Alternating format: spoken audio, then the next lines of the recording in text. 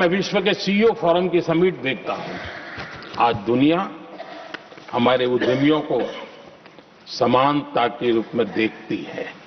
और जब पिछले दिनों सभी दलों के डेलीगेशन विश्व में गए थे, ये भाव उन्होंने भी अनुभव किया और आकर के मुझे सभी दल के माननीय सांसदों ने अपने अनुभव बता रहे थे, बड़ा गर्व से कह रहे थे कि हाँ, बराबरी से बात हो रही है। ये हमारे लिए अपने आप में बात है। आदरणीय सभापति जी, एमएसएमई का बहुत बड़ा नेटवर्क जितना सामर्थ्यवान होता है, वो लंबे अरसे तक इकोनॉमी को एक ताकत देता है। हमने उस दिशा में बल दिया और हमने कई रिफॉर्म्स किए हैं। आज हमारे एमएसएमई नेटवर्क पर दुनिया का भरोसा बढ़ रहा है। बड़े बड़े हो सकता है हम हवाई जहाज नहीं बना देंगे, लेकिन कई हवाई जहाज हैं जिसमें कई पुर्जे मेरे देश के छोटे छोटे एमएसएमई बना रहे हैं। आदरणीय सभापति जी, देश में हुए इन प्रयासों का नतीजा सबके सामने है। बड़े बड़े देश भारत के साथ व्यापारिक संबंध बनाने के लिए बहुत ही आतुर है।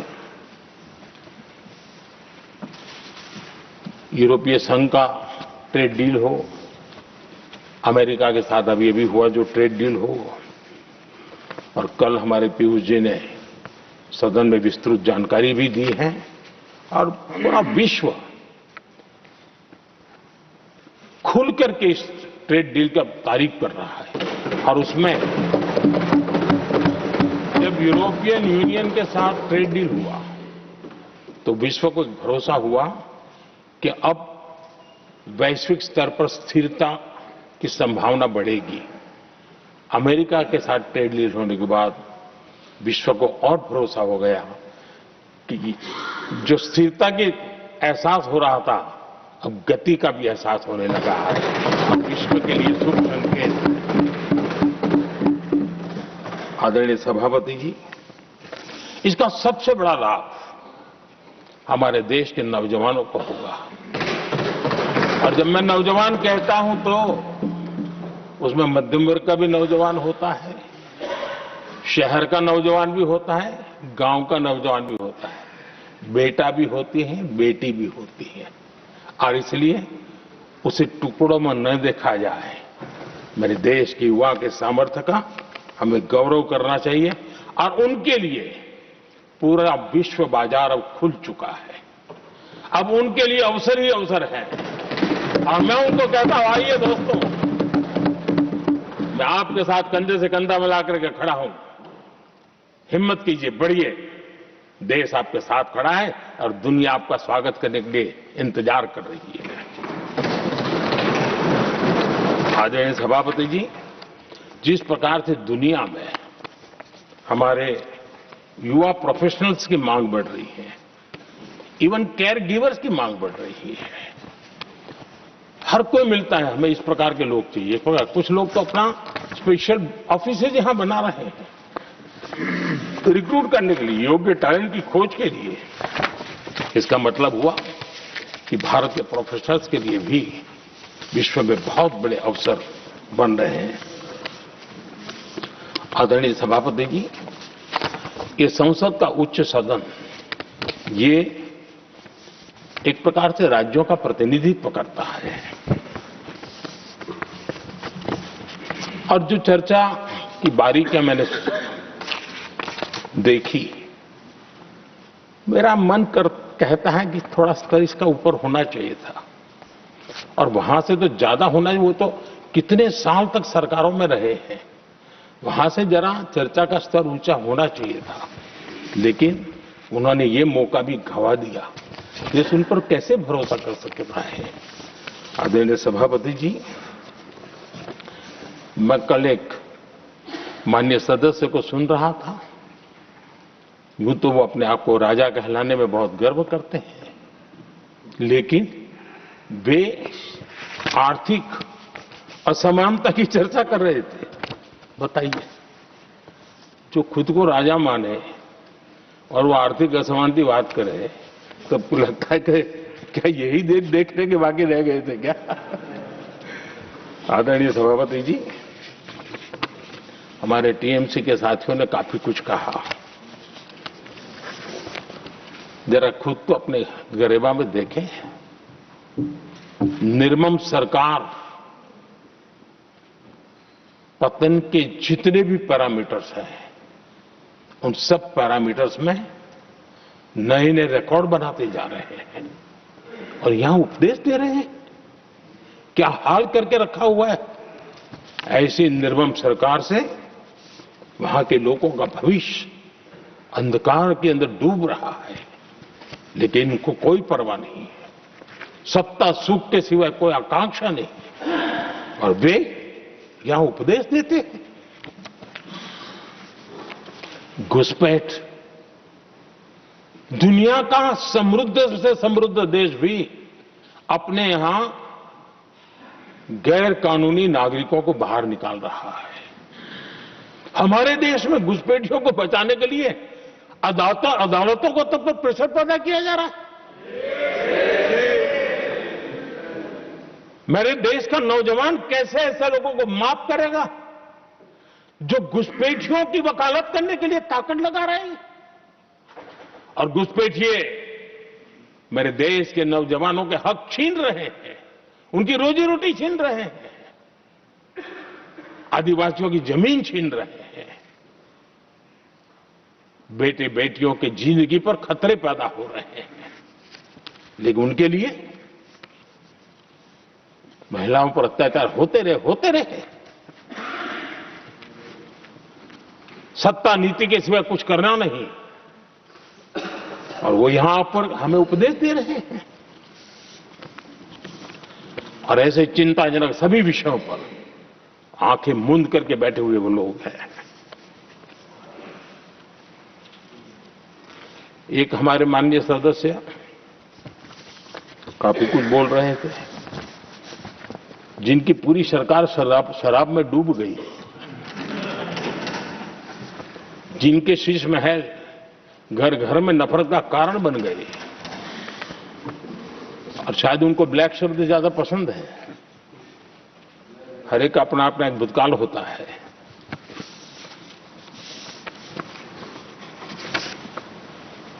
पता नहीं ब्लैक के साथ उनका क्या पुराना रिश्ता है। आदरणीय सभापति जी, ऐसे सभी साथियों से मैं आज जरूर कहूंगा, तुम कितना दुनिया को धोखा दोगे, तुम कितना दुनिया को धोखा दोगे। आईना देख लिया तो अपनी सच्चाई कहां छिपाओगे।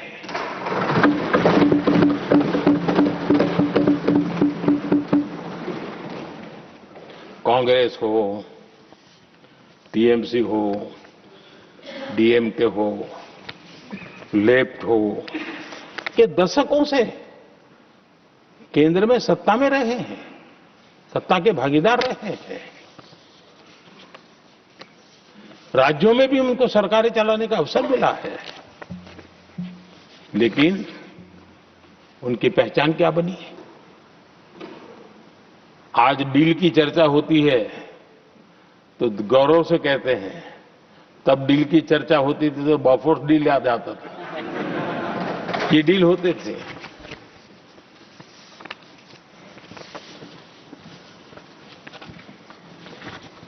उन्होंने सिर्फ जेब भरने का काम किया। नागरिकों के जीवन में बदलाव आना उनकी प्राथमिकता नहीं थी। आदरणीय सभापति जी, मैं कुछ उदाहरणों के साथ भी बात बताना चाहता हूं, क्योंकि यहां चर्चा में ये सारे विषय आए हैं और इसलिए मुझे कहना बहुत जरूरी है। अब एक उदाहरण देता हूं मैं बैंकिंग सेक्टर का। बैंकिंग सेक्टर एक प्रकार का अर्थव्यवस्था की ग्रिड होता है। 2014 से पहले फोन बैंकिंग का कालखंड था। नेता के फोन जाते थे और उसके आधार पर करोड़ों रुपया दे दिए जाते थे और गरीबों को तो बैंकों में दुत्कार मिलती थी, नफरत होती थी। देश की 50% से ज्यादा आबादी बैंक के दरवाजे तक नहीं देख पाई थी। कांग्रेस के नेताओं के फोन पर अरबों रुपये लोगों को दे दिए गए और जो ले जाते थे वो अपनी पर्सनल प्रॉपर्टी मान करके पैसे हजम कर जाते थे। यही खेल चलता रहा। कांग्रेस और यूपीए के राज में और आज जो इंडी अलायंस बनकर के बैठे हैं उनके राज में बैंकिंग व्यवस्था तबाही के कगार पर खड़ी थी। मैं नया प्रधानमंत्री के पद का दायित्व मुझे मिला, मैं एक देश के मुखिया से मैं मिला, ऐसे ही बात कर रहा था। मैंने कहा बैंकिंग की दृष्टि से हम कुछ आगे बढ़ना चाहिए। उन्होंने कहा पहले एक बार साहब जरा अभी आप नए हो, आपके बैंकों की व्यवस्था का अध्ययन कर लीजिए। हम कैसे हिम्मत करें? एक देश के नेता ने कोई ये जानकारियां थी, उसने मुझे बताया यहां इनको कोई परवाह ही नहीं। यानी एक प्रकार से उन्होंने जिस प्रकार से बैंकिंग व्यवस्था को एनपीए के पहाड़ खड़े हो गए थे। जहां भी देखो चर्चा चलती थी एनपीए का क्या होगा, एनपीए का क्या होगा, कैसे बचेंगे। आदरणीय सभापति जी, चुनौती बड़ी थी लेकिन हमने समझदारी से काम लिया। बैंकिंग व्यवस्था के सब कर्ता धर्ताओं को विश्वास में लिया। रिफॉर्म की आवश्यकता थी, हिम्मत के साथ रिफॉर्म किए, पारदर्शी व्यवस्था बनाई, ढेर सारे बैंकिंग रिफॉर्म्स हुए और जो सरकारी बैंक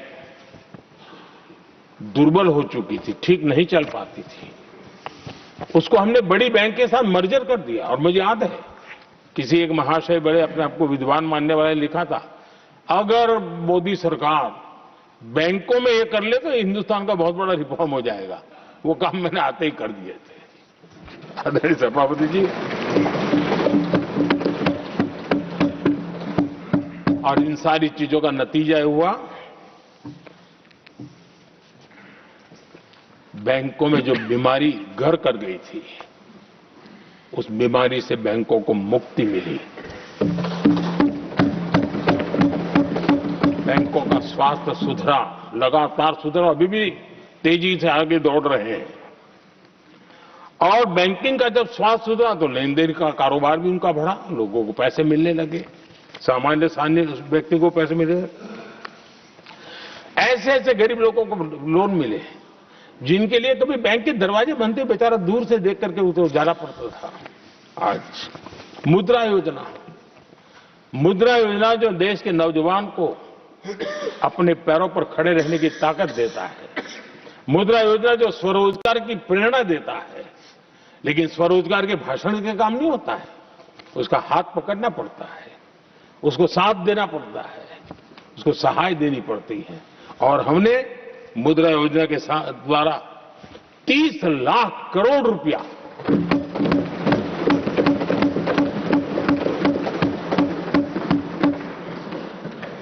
$30 लाख से ज्यादा लोन मुद्रा योजना के माध्यम से और बिना गारंटी देश के नौजवानों के हाथ में दिया और उन्होंने अपने कारोबार को आगे बढ़ाया। और गर्व की बात है उसमें बहुत बड़ी मात्रा में माताएं बहनें भी हकदार बनी, लाभार्थी बनी। सेल्फ हेल्प ग्रुप, इन दिनों ग्रामीण महिलाएं बड़े सपने देखती हैं, खुद अपने पैरों पर खड़ा होना चाहती थी। विमेन सेल्फ हेल्प ग्रुप का हमने विस्तार तो किया ही किया, लेकिन 10 करोड़ बहनों को हमने सीधी आर्थिक मदद की व्यवस्था की। हमारे एमएसएमई सेक्टर को हमने भरपूर लोन दी। और मैं आज बड़े संतोष के साथ, बड़ी जिम्मेवारी के साथ इस पवित्र सदन में कहना चाहता हूं, हमने एनपीए जिसके पहाड़ हुआ करते थे 2014 के पहले, आज उसको हमने नीचे निम्न स्तर पर लाकर के खड़ा कर दिया। आज एनपीए 1% से भी नीचे है। ये अपने आप में बैंकों के स्वास्थ्य के लिए बहुत उत्तम काम हमने किया है। इतना ही नहीं, हमारे बैंकों का प्रॉफिट आज रिकॉर्ड पर है, हाई रिकॉर्ड है उसके।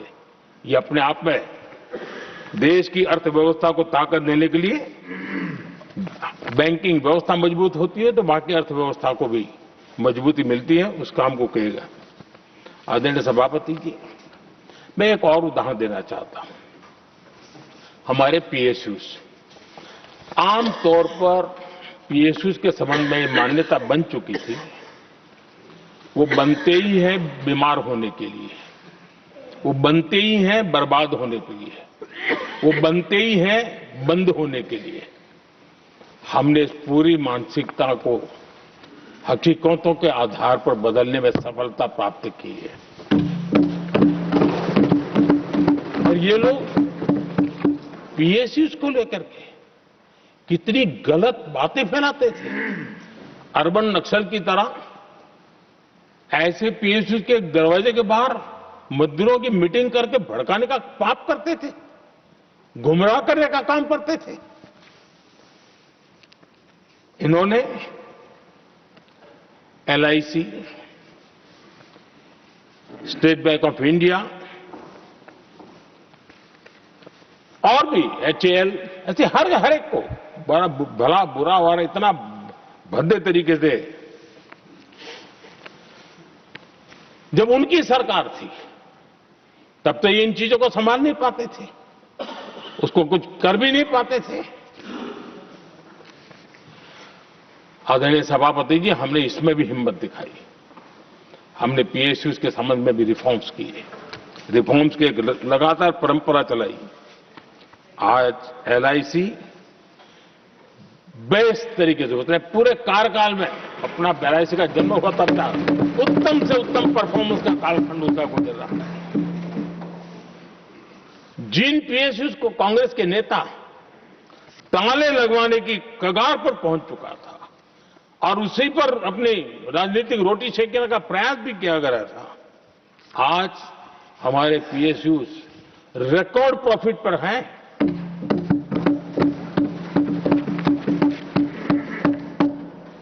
इतना ही नहीं, वे अपने परफॉर्मेंस से मेक इन इंडिया को भी गति दे रहे हैं।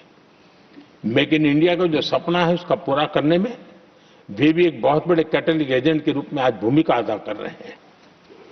रिकॉर्ड संख्या में रोजगार बना रहे हैं। इतना ही नहीं, हमारे कुछ पीएसयूज आज विश्व के अंदर जा रहे हैं, विश्व में भी अपनी ताकत दिखा रहे हैं, विश्व के साथ जुड़ रहे हैं, दुनिया के कई देशों के विकास यात्रा में वो भागीदार बन रहे हैं।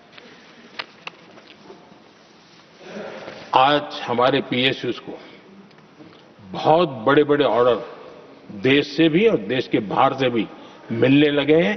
ये अपने आप में मैं जो कहता हूं ना, एक बहुत महत्वपूर्ण पड़ाव पर ये देश 25 साल है, उसका संकेत यहां नजर आता है। आदरणीय सभापति जी, कांग्रेस ने विश्वासघात करने के विषय में भी हमारे देश के अन्नदाता को भी नहीं छोड़ा। इस देश में 10 करोड़ किसान ऐसे हैं जिनके पास 2 हेक्टेयर से भी कम जमीन है, छोटे किसान हैं।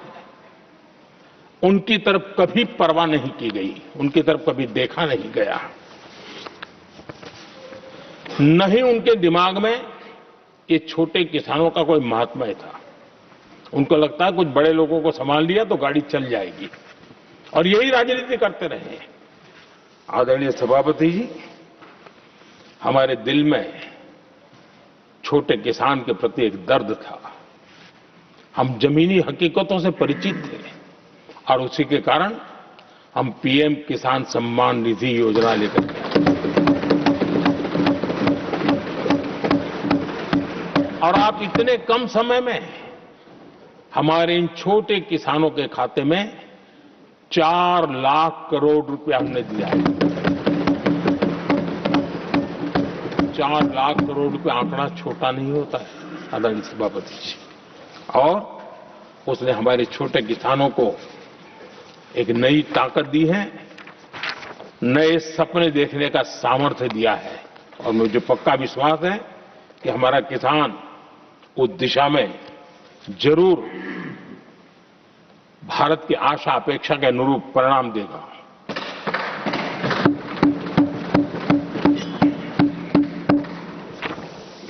आदरणीय सभापति जी,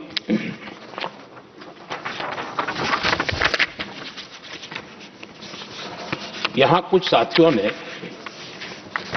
इम्प्लीमेंटेशन के संबंध में शिकायतों का भाषण काफी किए। शायद वो तय करके आए थे कि ऐसा ऐसा बोलना है, तो इस वक्त उनका ऐलान दिखता था, बाकी में तो नहीं दिखता है।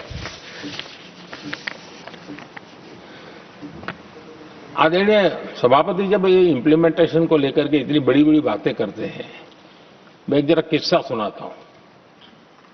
मैं किसी का भला बुरा कहने के लिए नहीं कर रहा हूं, मैं सिर्फ हकीकतें रख रहा हूं। परेशानी जिनको होगी उनको होगी, लेकिन तथ्य तो तथ्य ही होते हैं। हमारे देश के एक नेता हिमाचल प्रदेश के दौरे पर गए थे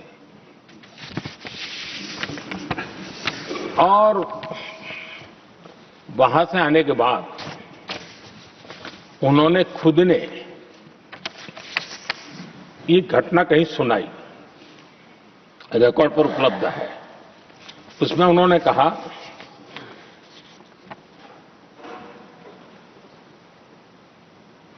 उस नेता ने क्या कहा, मैं उन्हीं के शब्द पढ़ रहा हूं।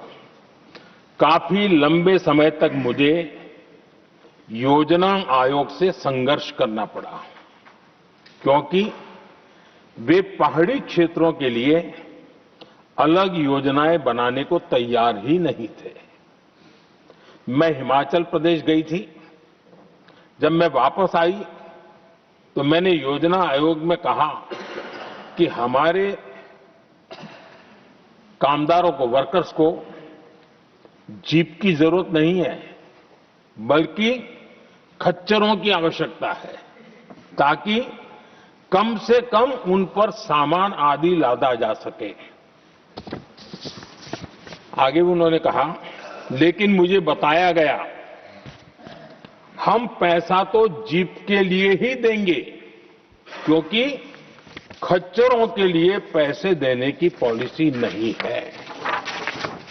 इसी भाषण में आगे वो कहती हैं, अब वहां सड़कें ही नहीं थी। उनका कहने का कारण यह था कि हिमाचल में जहां वो गई वहां सड़कें ही नहीं थी। अब वहां सड़कें ही नहीं थी तो फिर उस पर जीप का क्या लाभ हो सकता है? जीप लेकर के कौन जाएगा जहां रोड नहीं है? लेकिन उस समय योजना आयोग का जोर था या तो जीप या तो कुछ भी नहीं। आदरणीय सभापति जी, ये भाषण किसी और का नहीं, ये कांग्रेस के वरिष्ठ नेता और तत्कालीन प्रधानमंत्री इंदिरा गांधी का भाषण है।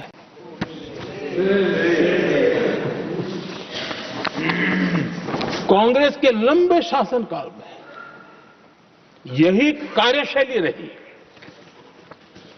और जिसको इंदिरा जी खुद जानती भी थी कि ये पाप चल रहा है, लेकिन इस कार्य संस्कृति को सुधारने के लिए उन्होंने कोई कदम नहीं उठाया। और इंदिरा गांधी जिस प्लानिंग कमीशन की धज्जियां उड़ा रही थी, उसके जन्मदाता उनके स्वयं के पिताजी थे। और प्लानिंग कमीशन को बना और इंदिरा जी ने जब कहा, उसके बीच में 2 दशक बज चुके थे, लेकिन हाल यही था। और 2014 तक सब दुखी थे, सब परेशान थे, सब गलती देख रहे थे, लेकिन सुधार करने की तैयारी नहीं। 2014 के बाद जब आपने हमें मौका और कांग्रेस ने जिस प्रकार से प्लानिंग कमीशन अटकाना लटकाना भटकाना वाली कार्यशैली बना दी थी। 2014 में जब हमें मौका मिला तो हमने आकर के काम किया, प्लानिंग कमीशन को खत्म कर दिया और नीति आयोग को बनाया। आज नीति आयोग बहुत तेज गति से काम कर रहा है। अब देखिए एस्पिरेशनल डिस्ट्रिक्ट, वो भी एक बड़ा प्रेरक उदाहरण है। और मैं तो देख रहा हूं कि डेवलपिंग कंट्रीज के लिए, विकास के लिए एक मॉडल के रूप में वैश्विक संस्थाएं इसको अनुमोदन दे रही है। ये एस्पिरेशनल डिस्ट्रिक्ट की ये सफलता बनी है। देश के कई जिले ऐसे थे जिसको पिछड़े मान करके छोड़ दिया गया था और वहां करोड़ों लोगों की जो मौलिक जरूरतें थी उसको भी नकार दिया गया था। उनको तो ऐसे ही जीने के लिए मजबूर कर दिया गया था और जो पिछड़े इलाके थे वो और पिछड़े होते गए और बर्बादी आती गई। और हालत तो सरकार में ऐसी थी कि जब किसी को पनिशमेंट ट्रांसफर करनी होती थी, पनिशमेंट पोस्टिंग देना होता तो ऐसे ही जिलों में भेजा जाता था ताकि वो और खराब करे। वो ये हाल बन गया था, ये वर्क कल्चर बन गया था। हमने इस स्थिति को बदला। सबसे पहला आग्रह किया, यंग होनहार अफसरों को लगाया जाएगा और पूरा 3 साल का मौका उसको दिया जाए काम करने का। एक के बाद अब निर्णय किए और आज देखिए किसी समय छत्तीसगढ़ का हमारा बस्तर एस्पिरेशनल डिस्ट्रिक्ट में था। आज वो बस्तर पूरे देश में बस्तर ओलंपिक के नाम से चर्चा में है।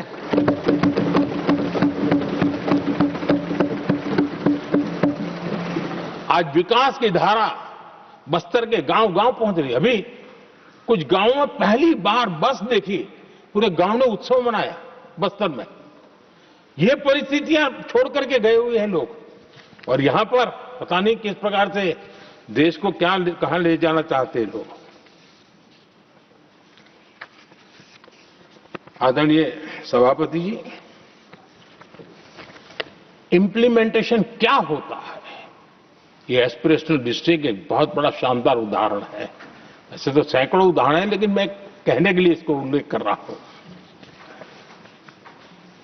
कांग्रेस के हमारे साथियों को ये जो बदलाव आ रहा है उसमें इंप्लीमेंटेशन नजर नहीं आ रहा है और उनका तो एक ही वो प्लानिंग कमीशन वाला मॉडल है, जीप और खच्चर वाला मॉडल, यही वो लोग जानते हैं, उससे आगे कुछ नहीं जानते। और ये इंप्लीमेंटेशन कैसे करते हैं, मेरा जन्म नहीं हुआ था उसके पहले सरदार वल्लभ भाई पटेल ने नर्मदा नदी पर बांध बांधने की कल्पना की।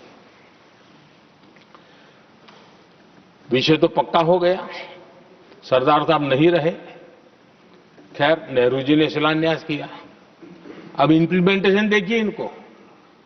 मेरा जन्म नहीं हुआ था जब इसकी कल्पना की गई थी और प्रधानमंत्री बनने के बाद मैंने उसका उद्घाटन किया, ये हाल है।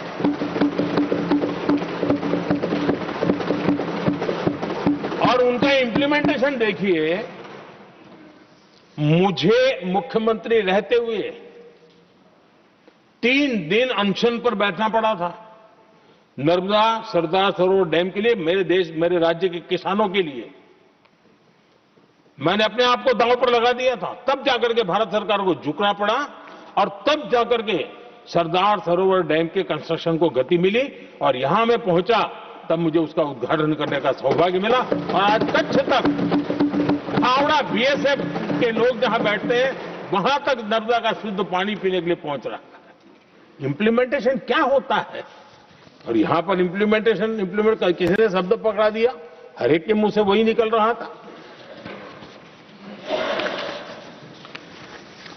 हमने कांग्रेस की कार्यशैली को बदलने के लिए, जब मैंने देखा कई ऐसे काम थे अटके पड़े हुए, कोई पूछने वाला नहीं थे फाइलों में, और पॉलिटिकल फायदे के लिए अनाउंसमेंट कर दिए, दिए जला दिए, पत्थर लगा दिए, करना कुछ नहीं। आखिरकार मैंने एक टेक्नोलॉजी वाला प्लेटफॉर्म बनाया यहां आकर के, प्रगति के नाम से। ये प्रगति प्लेटफॉर्म का मैं उदाहरण देता हूं, आप हैरान हो जाएंगे। मुझे एग्जैक्ट याद नहीं है, लेकिन शायद हिमाचल में एक ट्रेन उन्होंने पार्लियामेंट में घोषित की थी, शायद ऊना और कोई। मेरे आने तक वो कागज पर भी उसका ड्राइंग नहीं बना था, बताओ। और चुनाव जीतने के लिए वो घोषणा कर दी। प्रगति के अंदर मेरे सामने विषय आया, ऐसे कई विषय मेरे सामने आए और उस प्रगति के अंदर हमने एक एक प्रोजेक्ट क्यों अटके हुए, कॉस्ट किस डिपार्टमेंट की काम में क्या मुसीबत आई है, किसने गलत तरीके से इसको आगे बढ़ाया, और बजट तो बढ़ता ही गया था। जो योजना 900 करोड़ में होनी थी वो 90,000 करोड़ तक पहुंच जाए, ये हाल करके रख दिया था इन्होंने। हमने एक टेक्नोलॉजी प्लेटफॉर्म बनाया, हर महीने बैठा, अभी मैंने 50वां एपिसोड पूरा किया उस मीटिंग का, और लगातार उस काम करते करते और संबंधित राज्यों को भी बिठाया, उनकी कठिनाइयों को भी समझा, उसके इम्प्लीमेंटेशन में कौन मिनिस्ट्री का परेशानी हो रही है, किस स्टेट की परेशानी हो रही है, किस कानून की परेशानी हो रही है, हर एक की बारीकी से देखा। और आज मैं गर्व से कह सकता हूं कि इस प्रगति के इम्प्लीमेंटेशन को बारीकी से प्रधानमंत्री के स्तर पर देखे जाने के कारण 85 लाख करोड़ रुपीस का काम को गति मिली। 85 लाख करोड़ रुपीस के काम, आप कल्पना कीजिए देश की कितनी बड़ी शक्ति को अनलॉक किया हमने। इंप्लीमेंटेशन कैसे होता है ये हमने करके देखा है। रेल हो, रोड हो, सिंचाई हो, ग्रामीण कोई व्यवस्था का काम हो, इन सारी चीजों को हमने इसमें लिया। अब जैसे जम्मू उधमपुर श्रीनगर बारामूला रेल लाइन, आज ये प्रोजेक्ट पूरा हुआ। और बर्फबारी में इन दिनों आपने देखा एक वीडियो बहुत पॉपुलर हुआ है, बर्फ के बीच में से चारों तरफ बर्फ की चादर छाई हुई है और वंदे भारत ट्रेन निकल रही है, और लोग कहते हैं गलती मत करना, ये तो विदेश है, ये हिंदुस्तान है, ये रील चल रहे हैं बाजार में।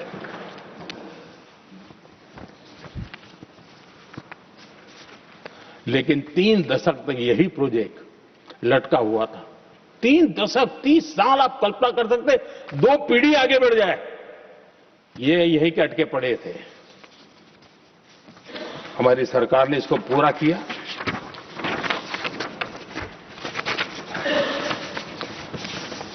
आदरणीय सभापति जी, मैं असम की बात करता हूं, और कोई ये मत सोचो कि मैं चुनाव है इसलिए बोल रहा हूं। इनके पाप है इसलिए मुझे कहना पड़ रहा है। कांग्रेस सिर्फ इमेजिन करती है और इंप्लीमेंट करने का उनको कोई लेना देना ही नहीं होता है। अब असम का बोगीबील ब्रिज, ये बोगीबील ब्रिज अरुणाचल और असम को जोड़ने वाला बहुत महत्वपूर्ण ब्रिज, कितने ही सालों तक ये प्रोजेक्ट लटका रहा। हमने प्रगति के माध्यम से इसको रिव्यू किया और असम सहित पूरे नॉर्थ ईस्ट को बहुत बड़ी सुविधा वाला ये काम हमने पूरा किया। आदरणीय सभापति जी,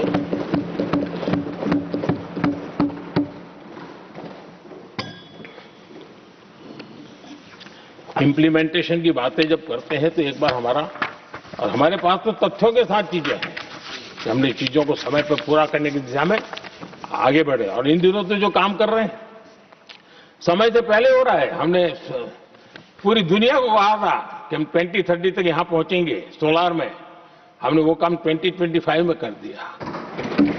हमने इथेनॉल का समय तय किया था, हम उसमें भी 2-3 साल पहले ही काम पूरा कर लिया। तो एडवांस में हम काम पूरा करने का, इंप्लीमेंटेशन की ताकत हमारे से उससे भी ज्यादा है। आदरणीय सभापति जी, भाजपा हो, एनडीए हो, हमारा अप्रोच, चीजों की तरफ देखने का हमारा दृष्टिकोण, समस्या के समाधान के लिए हमारी सोच और कांग्रेस के बीच में आसमान जमीन का अंतर है, बहुत फर्क है। मैं आपको उदाहरण देता हूं। हमारी सोच ये है कि 140 करोड़ देशवासी ये इतने सामर्थ्यवान हैं कि वह चुनौतियों को समाधान दे सकते हैं। ये हमारी सोच है, हमारा भरोसा है देशवासियों पर। उनके सामर्थ्य पर हमारा भरोसा है और यही लोकतंत्र की भी सच्ची ताकत होती है। लेकिन कांग्रेस देशवासियों को ही समस्या मानती है। अब मैं इनका इतना बोल करके छोड़ दूंगा तो आज पता नहीं रात को उनको नींद नहीं आएगी और गालियां कल कैसी दे उसका प्लानिंग चलेगा। लेकिन मैं उदाहरण के साथ बताना चाहता हूं किस प्रकार से लोग सोचते थे देशवासियों के लिए।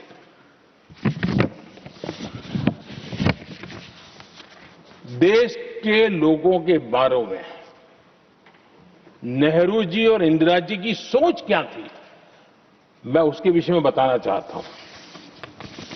इंदिरा जी एक बार ईरान गए थे और ईरान में वो भाषण दे रही थी और उस भाषण में उन्होंने नेहरू जी के साथ जो बातचीत हुई थी उसका उल्लेख किया। खुद ने कहा है, उन्होंने कहा, और मैं जो इंदिरा जी ने कहा था उसको कोट कर रहा हूं, जब किसी ने मेरे पिताजी से पूछा, यानी नेहरू जी से पूछा कि उनके सामने कितनी समस्याएं हैं, तो उन्होंने उत्तर दिया था 35 करोड़। नेहरू जी ने जवाब दिया था कि उनके सामने कितनी समस्याएं हैं, बोले 35 करोड़। उस समय हमारे देश की जनसंख्या थी 35 करोड़। अब आगे देखिए, 35 करोड़ देशवासी नेहरू जी को समस्या लगते थे। ऐसा कोई मुखिया हो सकता है क्या जी? और इस बात का उदाहरण देते हुए इंदिरा जी ने आगे कहा कि आज देश की जनसंख्या 57 करोड़ है, इसलिए मेरी समस्याओं की संख्या भी उतनी ही बड़ी है। यानी पिताजी को 35 करोड़ समस्या वाले देशवासी लगते थे, अब 57 करोड़ उनको समस्या। कोई ऐसा हो सकता है जो अपने ही देशवासियों को समस्या माने? ये फर्क है उनकी सोच और हमारी सोच में, ये फर्क है उनके अप्रोच और हमारे अप्रोच में।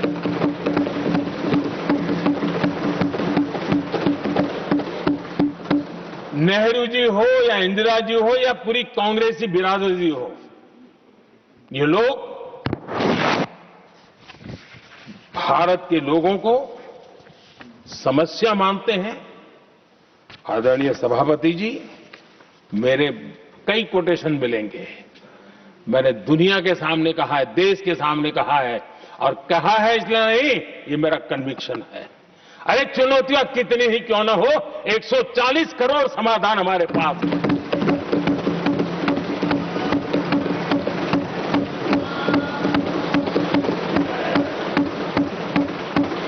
हमारे लिए देशवासी समर्थक की पूंजी है। हमारे लिए हर देशवासी भारत का उज्जवल भविष्य का नियंता है, निर्माता है, कर्ता धर्ता है। हम उसको समस्या कैसे कह सकते हैं? ऐसी सोच वाले लोग अपने परिवार का ही भला करेंगे और किसका करेंगे? आदरणीय सभापति जी, देश के लोगों का अपमान करते रहना ये कांग्रेस के स्वभाव में पड़ा हुआ है, उनके संस्कारों में पड़ा हुआ है। कांग्रेस ने बीते दिनों राष्ट्रपति जी का अपमान किया। चुनाव के बाद जिस प्रकार से हमारे राष्ट्रपति जी के लिए शब्द कहे गए हैं,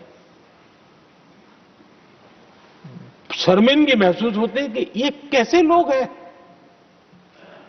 भारत के राष्ट्रपति के लिए क्या बोल रहे हैं लोग? आदरणीय सभापति जी, कल लोकसभा में भी राष्ट्रपति जी के अभिभाषण पर चर्चा नहीं हो पाई। ये राष्ट्रपति पद, उसका घोर अपमान किया है। उनको संविधान शब्द मुंह में बोलने की अधिकार नहीं रहता है। जो लोग गरीबी से निकली हुई एक महिला आदिवासी परिवार से आई हुई एक महिला जब आपने लोकसभा में जो व्यवहार किया है, आपने आदिवासी समाज का अपमान किया है, आपने महिला का अपमान किया है, भारत के सर्वोच्च पद पर विराजमान संविधान ने जिनको सर्वोच्च पद दिया है, आपने उनका अपमान किया है, आपने संविधान का अपमान किया है।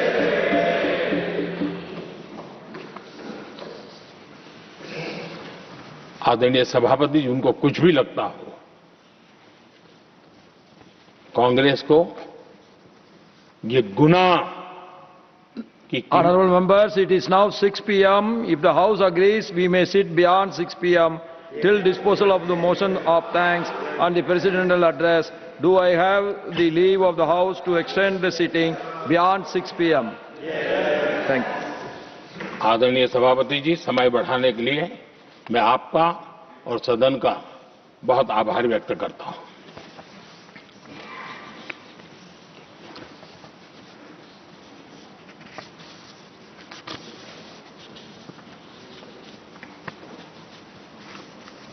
आदरणीय सभापति जी, बड़ी दर्दनाक लोकसभा की घटना है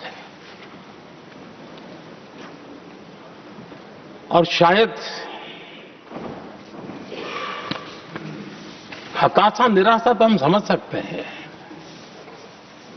लेकिन इसके लिए देश के पवित्र लोकतंत्र के मंदिर को ही इस रूप में कर देना, और उस समय चेयर पर असम के ही हमारे एक माननीय सांसद बैठे थे और उस समय कागज फेंके गए, टेबल पर चढ़ दिया गया। क्या ये नॉर्थ ईस्ट का अपमान नहीं है? क्या असम के नागरिकों का अपमान नहीं है? कल फिर दोबारा किया उन्होंने, और उस समय आंध्र के दलित परिवार का बेटा चेयर पर बैठा था, उसको भी अपमानित किया। यानी आपने नॉर्थ ईस्ट का अपमान, चेयर में बैठा अपमान करो, आंध्र के एक दलित परिवार का बेटा चेयर पर बैठा, उसका अपमान करो। सदन ने इनको काम दिया हुआ है, सबने मिलकर के काम दिया हुआ है, लेकिन वो दलित समाज से आते हैं, इसलिए आप अपमान करते हो।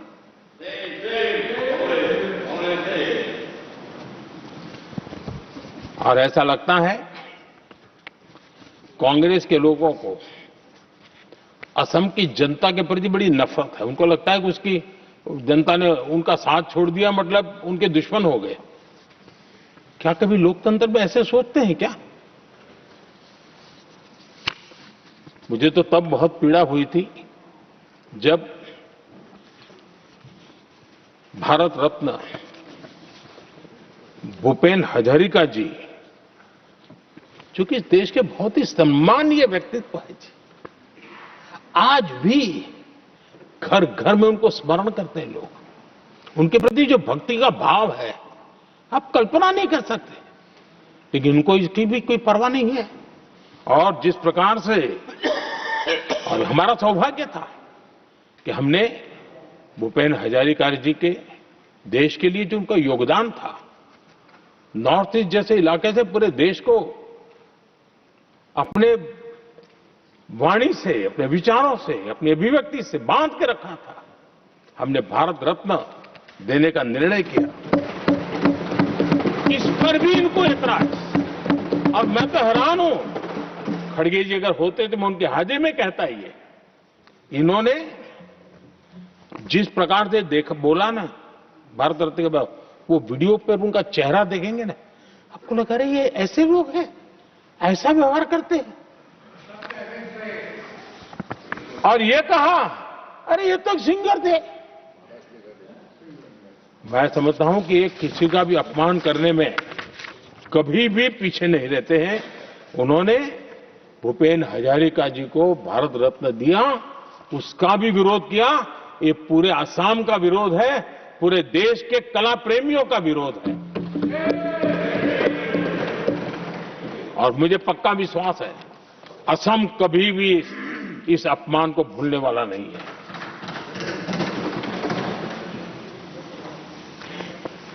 आदरणीय सभापति जी, कल जो घटना घटी, इसी सदन के एक माननीय सांसद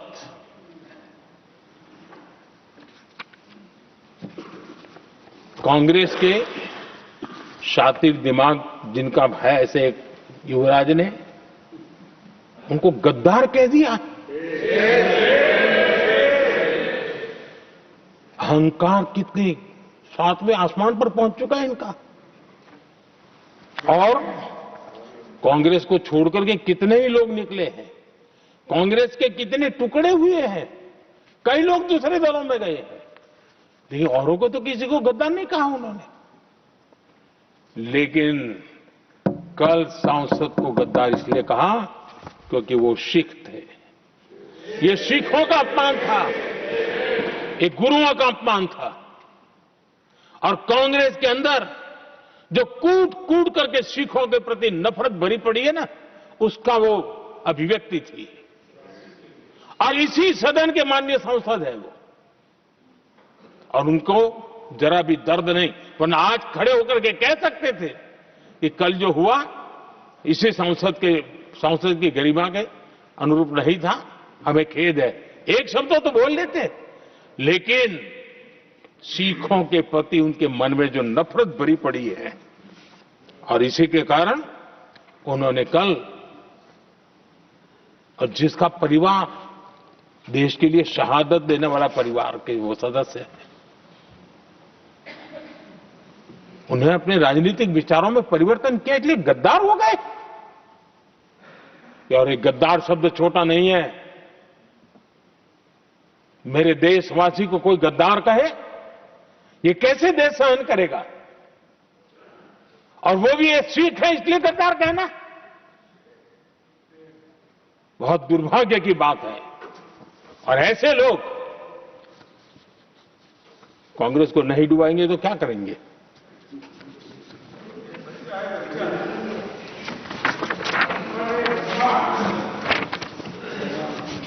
आदरणीय सभापति जी, एक तरफ ये दृश्य है और दूसरी तरफ हमारे सदानंद जी मास्टर का दृश्य है।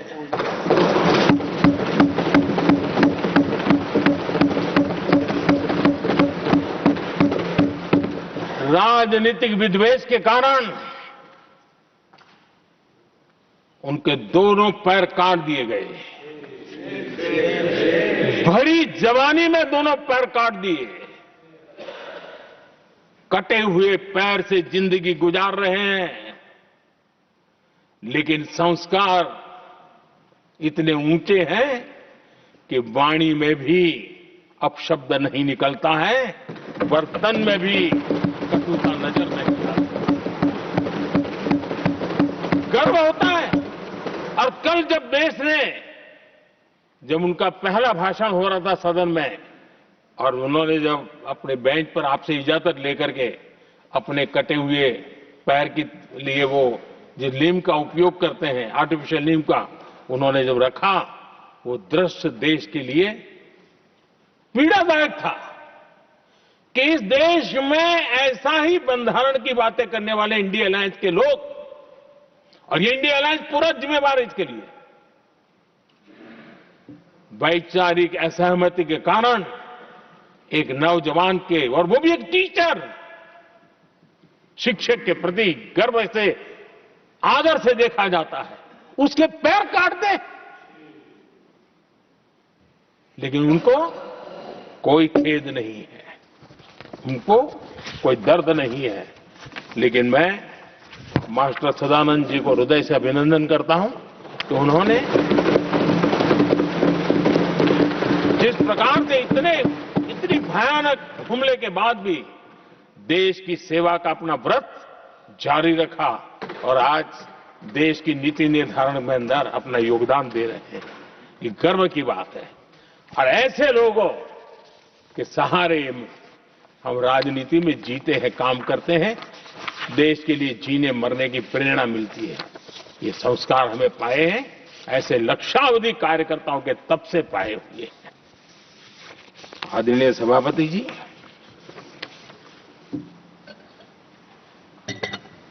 इन दिनों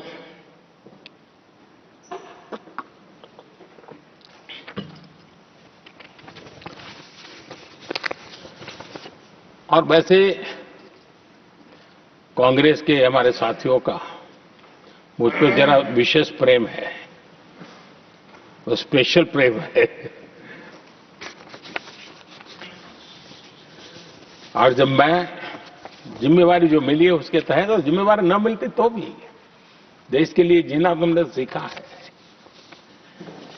हम विकसित भारत की जमीन मजबूत कर रहे हैं, उसको एक ताकत दे रहे हैं। एक तरफ देश के युवाओं के लिए मजबूत जमीन तैयार कर रहा हूं, तो कांग्रेस मोदी की कब्र खोदने के कार्यक्रम करवा रही है।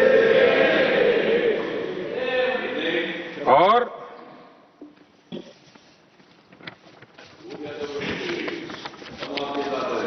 मोहब्बत की दुकान खोलने वाले मोदी तेरी कब्र खुदेगी के नारे लगा रहे हैं जी। ये कौन सी मोहब्बत की दुकान है जो देश के ही किसी नागरिक के कब्र खोदने के सपने देखती हो? ये कौन सा संविधान से उन्होंने सीखा है जो देश के ही किसी नागरिक के कब्र खोदने की बात करते हो? क्या ये संविधान का अपमान नहीं है? क्या ये मानवता का अपमान नहीं है? क्या ये सार्वजनिक जीवन की मर्यादाओं का अपमान नहीं है? और उनको इसका कोई खेद नहीं है। अगर इसके बाद क्या बयान देंगे? बयान देखो, प्रधानमंत्री राज्यसभा में भी रो रहा था।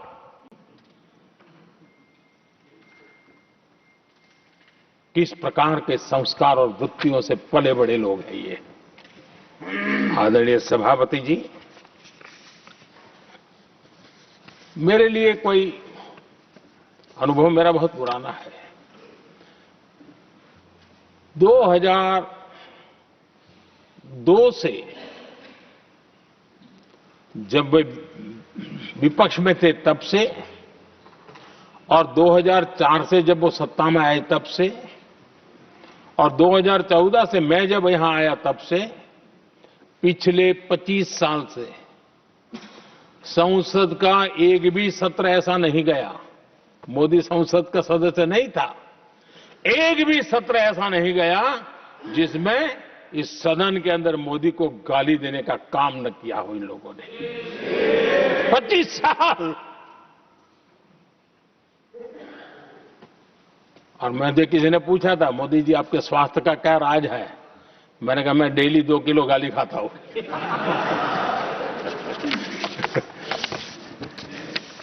आदरणीय सभापति जी, ये मोदी की कब्र क्यों खोदना चाहते हैं?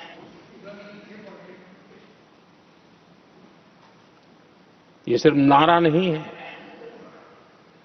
ये इनके भीतर पड़ी हुई नफरत का प्रतिबिंब है, इसकी अभिव्यक्ति है। और वे इसलिए हैं, हमने 370 की दीवार गिरा दी, इसलिए वो मोदी की कब्र खोदना चाहते हैं। हमने नॉर्थ ईस्ट में बम, बंदूक और आतंक का जो छाया बना रहता था, नॉर्थ ईस्ट में शांति और विकास का राह अपनाई, इसलिए वो मोदी की कब्र खोदने पर सोच रहे हैं। पाकिस्तानी आतंकियों को घर में घुस करके जवाब देते हैं, इसलिए मोदी की कब्र खोदने की बात करते हैं। ऑपरेशन सिंदूर करते हैं, इसकी उनको परेशानी होती है और इसलिए वो मोदी की कब्र खोदते हैं। माओवादी आतंक से देश को मुक्ति दिलाने के लिए साहसपूर्ण कदम उठा रहे हैं। इसलिए मोदी की कब्र खोद दी है आपको। हमें नेहरू जी ने देश के साथ बहुत बड़ा अन्याय किया था, सिंधु जल समझौता करके। उस सिंधु जल समझौते को हमने एबेंस में डाल दिया। क्या इसलिए आप मोदी की कब्र खोदने के नारे लगा रहे हो? आदरणीय सभापति जी, कांग्रेस की परेशानी कुछ और है। ये पचा नहीं पा रहे कि मोदी यहां तक पहुंचा कैसे। और उनकी परेशानी बढ़ती जा रही है कि भाई पहुंचा तो पहुंचा, लेकिन अब तक टिका क्यों है। और इसलिए वे एक ही रास्ता उनके लिए बचा हुआ लग रहा है कि मोदी तेरी कब्र खुदेगी। आदरणीय सभापति जी, ये तो मान करके बैठे थे। उनका लोकतंत्र, संविधान के कोई लेना देना नहीं। उनको तो लगता है कि प्रधानमंत्री पद उनके परिवार की जागीर है, उस पर कोई और बैठ नहीं सकता। ये जो उनके भीतर में नफरत पड़ी हुई है ना, मोहब्बत की दुकान में जो आग भरी पड़ी हुई है ना, उसका परिणाम है। और इसीलिए कोई क्यों बैठा, हमारा पैतृक अधिकार था, इसलिए मोदी की कब्र खोदने का नारा लेकर के वो चल रहे हैं। आदरणीय सभापति जी, कांग्रेस के शाही परिवार को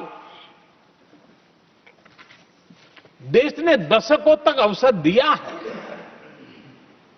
ऐसा नहीं है, देश ने आपके लिए भी अपना भविष्य दांव पे लगाया था, लेकिन आपने गरीबी हटाओ के नारे लगाए, गुमराह किया। लाल किले पर से कांग्रेस के एक भी प्रधानमंत्री के भाषण में गरीबी हटाने की बात ना आई हो, ऐसा नहीं हुआ है। लेकिन किसी भी प्रधानमंत्री ने गरीबी हटाने के लिए क्या किया, वो एक बार भी नहीं आया। वो नारे से अधिक कुछ नहीं था उनका। और मोदी ने रास्ता अपनाया गरीब को एम्पावर करने का, गरीब को सशक्त करने का। और मेरे देश के गरीबों को मैं सलाम करता हूं, उन्होंने देश की योजनाओं को समझा, स्वीकारा और अपने सामर्थ्य को बढ़ाने के लिए प्रयास किया। मैं देश के गरीबों का गौरवगान करता हूं कि हमारी नीतियों पर भरोसा करके, हमारी नीयत पर भरोसा करके उन्होंने भी अपने आप को खपाने के लिए कोई कमी नहीं रखी। और 25 करोड़ मेरे गरीब परिवार के भाइयों ने गरीबी को परास्त किया और खुद गरीबी से बाहर आए हैं। मैं उनको सलाम करता हूं। मेरे 25 करोड़ देशवासी जो निराशा में पड़े हुए थे, दूर एक आशा की किरण दिखाई दी, उठ खड़े हुए और आज हमारे साथ चल पड़े। आदरणीय सभापति जी, 2014 के पहले ये इम्प्लीमेंटेशन की बातें करते थे। हमारे यहां सैकड़ों लोग रेलवे क्रॉसिंग पर मरते थे। स्कूल की बस रेलवे क्रॉसिंग से जा रही है, 20-20, 25-25 स्कूल के बच्चे मरने की खबरें आती हैं।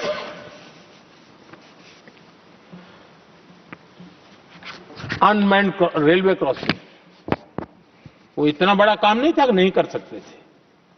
ये काम भी मुझे करना हुआ और हमने सारे अनमैन्ड क्रॉसिंग बंद कर दिए, लाखों लोगों की जिंदगी बचा ली। इसलिए ये मोदी की कब्र खोदना चाहते हैं। आदरणीय सभापति जी, 2014 से पहले इस देश में 18,000 गांव ऐसे थे जिनको बिजली का मतलब पता नहीं था। बिजली का कोई तार होता है, कोई बल्ब होता है, कोई लट्टू जलता हुआ उसमें उजाला निकलता, पता नहीं था उनको। 18,000 गांव 2014 के बाद जब आपने हमें दायित्व देशवासियों ने दिया, उन 18,000 गांव जिन्होंने कभी बिजली का मुंह तक नहीं देखा था, बिजली का शब्द भी कान पे नहीं सुना था, उन गांवों में उजाला पहुंचाया। इसलिए इनको मोदी की कब्र खोदने के सिवाय अब कोई रास्ता नहीं दिख रहा है। आदरणीय सभापति जी, वो भी एक वक्त था जब देश में बार बार खबरें आती थी, मीडिया में हेडलाइन हुआ करती थी, सरहद की स्थिति के संबंध में बयान आते थे। गोला बारूद नहीं है, बुलेट प्रूफ जैकेट नहीं है, बर्फ के बीच खड़ा है, बर्फ में खड़े रहने के लिए जो जूते चाहिए वो जूते तक नहीं उसके पास, ये खबरें आती थी। हमने देश के जवानों के लिए खजाने खोल दिए, देश के जवानों को जो चाहिए वो देने की क्या पड़ेगी। और इसलिए वो चाहते कि अब तो कोई रास्ता बचा नहीं है, बस कब्र खुदेगी मोदी की, यही एक रास्ता उनके लिए बचा है। आदरणीय सभापति जी, एक बार उत्तर प्रदेश के वर्तमान मुख्यमंत्री जी ने सदन में भाषण करते करते वो रो पड़े थे। दिमागी बुखार के कारण बच्चे, अनगिनत बच्चे मर रहे थे। इनको कभी सूझा नहीं कि इस दिमागी बुखार से मुक्ति दिलाई जा सकती है। आदरणीय सभापति जी, आंख की बीमारी ट्रकोमा, लोग परेशान होते थे, आंखें चली जाती थी और विज्ञान प्रगति कर चुका था, हो सकता था, वो नहीं कर सकते थे। हमने दिमागी बुखार से भी मुक्ति दिलाई और हमने ट्रकोमा से भी देश के लोगों की आंखें बचाई। यही सफलताएं हैं, यही संवेदनशीलता है, समाज के लिए जीने मरने का यही संकल्प है। पल पल, तिल तिल समाज के लिए बिताना, घिसना, झलना, वो उनको परेशान कर रहा है। तब जाकर के मोदी तेरी कब्र खुदेगी, ये मंत्र लेकर के चल रहे हैं, ये सपने देख करके चल रहे हैं और बातें लोकतंत्र की करते हैं। मोहब्बत की दुकान के साइन बोर्ड लगाते हैं। क्या सार्वजनिक जीवन में ऐसी नफरत होती है? आदरणीय सभापति जी, इनकी सरकार रिमोट से चलती थी, मेरी सरकार भी रिमोट से चलती है। 140 करोड़ देशवासी मेरा रिमोट है।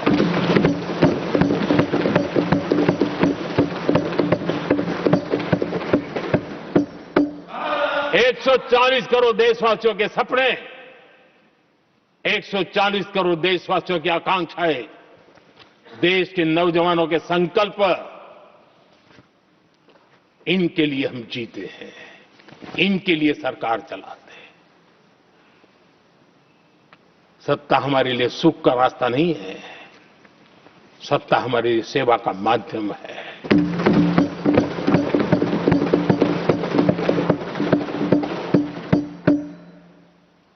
मुद्रा योजना, लाखों करोड़ों की मदद मिली, स्वरोजगार को बल दिया। कांग्रेस ने कभी स्टार्टअप कल्चर को प्रमोट ही नहीं किया। कुछ सैकड़ों में स्टार्टअप बेचारे अपने, उनको पता भी नहीं था। और इनका तो हाल ये है आदरणीय सभापति जी, अपने घर के स्टार्टअप को भी वो लिफ्ट नहीं कर पा रहे।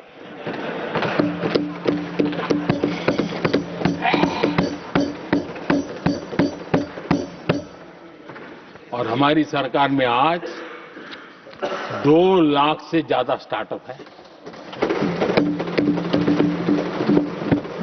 और जब सफलता एक के बाद एक जन सामान्य के दिलों को जीतती है ना, तब जाकर के उनके पास एक ही रास्ता बचा है, मोदी तेरी कब्र खुदेगी। लेकिन उस हमारा याद कीजिए, बीएसएनएल को लेकर के चुटकुले चलते थे, कार्टून बनते थे। आज स्वदेशी 4G स्टैक हमने खड़ा कर दिया। 5G दुनिया में सबसे तेज गति से रोल आउट करने का काम हमने कर दिया। कम्युनिकेशन की नई जनरेशन, नई टेक्नोलॉजी, नई सोच, इसको हमने आगे बढ़ाया। और इसलिए दर्द जुबान पे आ रहा है, मोदी तेरी कब्र खुदेगी। आदरणीय सभापति जी, गरीब की सेवा ये मेरा सौभाग्य है। 4 करोड़ गरीबों को पक्के घर देना मैं जीवन में सुकून मानता हूं। बिजली, पानी, गैस का सिलेंडर, टॉयलेट की सुविधा, मुझे लगता है कि हां, परमात्मा ने मुझे सही दिशा में काम करने की प्रेरणा दी है। पहली बार गांव की महिला गर्व से कह रही है, हां मैं लखपति दीदी बनी हूं, तो दूसरी कह रही है इस साल तक मैं लखपति दीदी बन जाऊंगी। जो बन गई है उनको जब पूछता हूं, नहीं बोले साहब अब तो करोड़पति के लिए सोच रहे थे। ये जो मिजाज बदला है, जो आत्मविश्वास बढ़ा है, और ऐसे देश के कोटि कोटि जनों के आशीर्वाद जिस इंसान पर हो, कोटि कोटि माताओं बहनों का जिस पर रक्षा कवच हो, नारे कितने ही लगा लो, कब्र तुम नहीं खोद पाओगे। ये देश की शक्ति, आशीर्वाद रूपी कवच, माताओं बहनों का मेरे प्रति जो भाव रहा है, जिस श्रद्धा भाव से मैंने माताओं बहनों की सेवा करने का काम किया है, जिनको कोई पूछता नहीं था उसको मोदी पूजाता है। यही कारण है,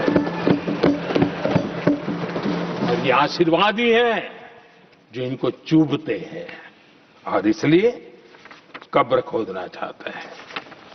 आदरणीय सभापति जी, चोरी करना जिनका पुश्तैनी धंधा है, जिन्होंने एक गुजराती की सरनेम भी चुरा ली,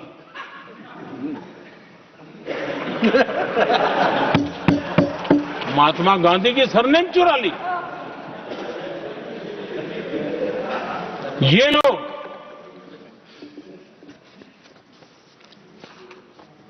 और देश की जनता इतनी समझदार कि ऐसी पटक देती है, ऐसी पटक देती है लोगों को। आदरणीय सभापति जी, हम एक विकसित भारत का सपना लेकर के चले, और आज वो सपना देश के लोगों की ऊर्जा के कारण संकल्प में बदल चुका है। आज कहीं पर भी जाइए, हर कोई ये कहता है कि 2047 तक विकसित भारत बनना है, और मैं हैरान हूं, कुछ हमारे साथी सदन में इतने निराशावादी, इतने जमीन से कटे हुए लोग, बदलती हुई दुनिया से अनभिज्ञ लोग पता नहीं क्या बोल रहे हैं। वो कहते हैं हम मोदी ये भी 2047 की क्या बोल रहा है, 2047 किस दे देगा है। हमारे देश के लिए, आजादी के लिए जो लड़ते थे, जो फांसी के तख्त पर चढ़ जाते थे, जो लाठियां खाते थे, गोलियां खाते थे, जो काला पानी की सजा के लिए अंडमान निकोबार की सेल्यूलर जेल में जिंदगी बिता देते थे, लक्षावधि नौजवान अपने पढ़ाई का भविष्य का सोचे बिना, कोई परवाह किए बिना सिर्फ देश के लिए सोचने के लिए निकल पड़े थे। क्या उन्होंने कभी ये सोचा होता कि यार हमारे कालखंड में तो आजादी मिलेगी नहीं, कि मैं क्यों करूं? तो क्या देश कभी आजाद होता? ये इतने निराशावादी लोग हैं कि जब मैं डिजिटल इंडिया की बात करता था, मैं फिनटेक की चर्चा करता था, मैं यूपीआई की बात करता था, तो ये कहते थे अरे इस देश में गरीब आदमी मोबाइल फोन पर कैसे पैसे का कारोबार करेगा? 3 साल के भीतर भीतर देश ने दिखा दिया ये हो सकता है। और मैं हैरान था जिस दिन ऐसा भाषण संसद में हुआ, देश का मीडिया भी, मैं भी, ऐसे लोग उनकी जो इकोसिस्टम है